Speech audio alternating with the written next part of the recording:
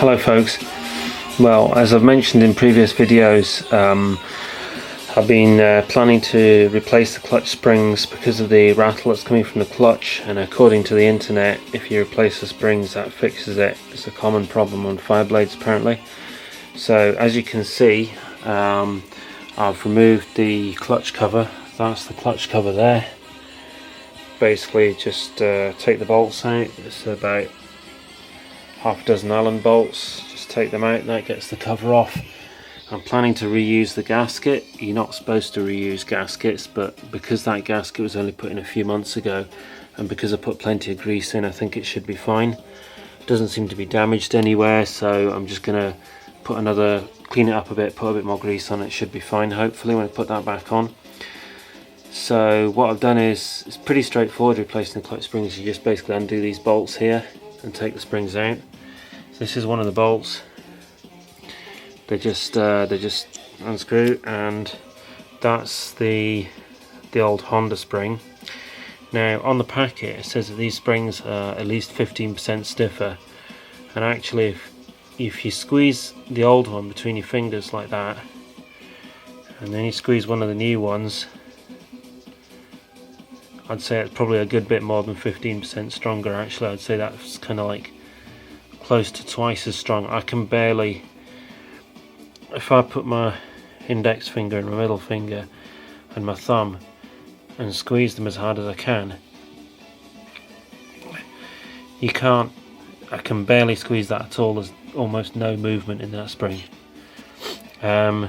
This one here, if we do the same thing, I can probably get about maybe, I don't know, half an inch compression out of that. So they're definitely a lot stiffer, there's no question about that.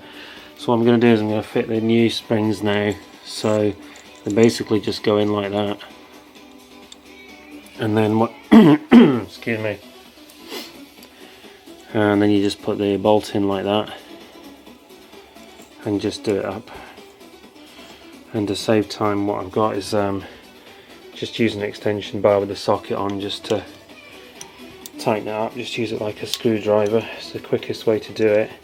You can put the ratchet on, but to be honest, until it gets tight it's quicker just to do it like that.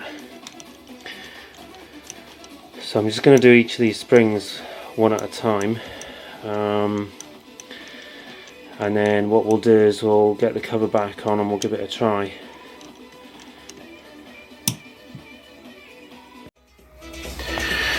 Right, so that's all of the springs removed now. That's one of the new EBC springs. Those are the 5 old Honda springs. EBC actually supply 6 springs in the packet, so I've actually got a spare one. I don't know if there's a lot of point in having a spare one, but I'll keep it anyway. So what I've done is I've just cleaned up the gasket a bit there. Oh, actually, going back to the springs, I tried to find the torque to torque these nuts down, but the Haynes manual doesn't list the torque for the clutch spring bolts. Only lists the torque settings for the clutch cover.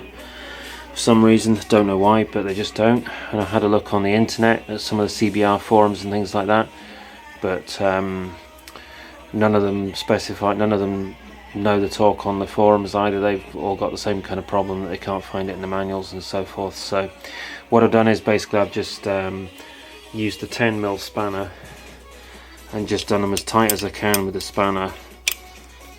Just wrenched on it basically. I thought that's probably safer than using a socket and a big handle, because if I use a big handle and do it as tight as I can, I could possibly strip the threads. So to be honest, they weren't massively tight when I was taking them out, so I think this should be fine. So what I'm going to do now is I'm going to re-grease the gasket, and then I'm going to fit the cover back on, and then we'll give it a try. Okay, so that's the clutch back together again. I put some fresh grease on the gasket. I've reused the same gasket, which you're not supposed to do, but like I said, because it's a new gasket, I reckon I can get away with it. I've torqued down all the bolts to 9 foot-pounds or whatever they're supposed to be. I think it's 9 foot-pounds. I put the cable back on. The cable clutch cables are a bit of a pain in the ass. I've eventually figured out how to get it back together again. The trick is actually to take the screw bit here. No, I'm talking rubbish actually. The trick is take the thing off the handlebars and put the little barrel sort of stud thing on the end of the cable, put that into the handle first before you put the cable in.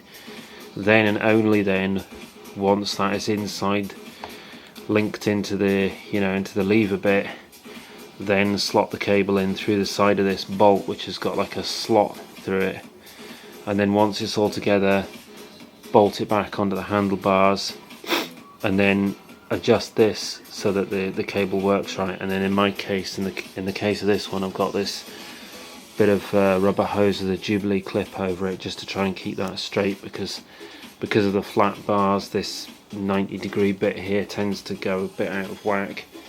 But that's it basically altogether. The clutch cable's all kind of routed, and the steering will go lock to lock as it would before. To be fair, the clutch cable is quite tight when it's at full lock like that, but the thing is you can feel the bump stop there. That's all it needs to kind of be legal. So obviously it's not ideal, but it basically kind of works. It's just basically because the bars are a bit higher. I think I've spoken about this in a previous video as well, but anyway, so that's the clutch springs replaced. On the packet, the EBC springs packet, it says that the clutch lever might be heavier, and they weren't lying. It is quite a bit heavier. When you pull that clutch in, you can feel there's a lot more weight in that, but it also feels kind of smoother and it feels kind of tauter. So that's obviously that's good. I'm kind of happy with that. Obviously, heavier springs mean that it's maybe a bit more tiring. Say if you're doing a lot of manoeuvring, like I don't know, in a car park, or you're filtering through traffic or something like that, it's maybe going to be a bit tiring, but I'll just live with that. Obviously I want the bike to have a strong clutch. It's always good to have a strong clutch, obviously, because hopefully that should have cleared the rattle. Obviously if there is still a rattle coming from the engine, it means there's something else faulty, so I'm just kind of crossing my fingers that is correct.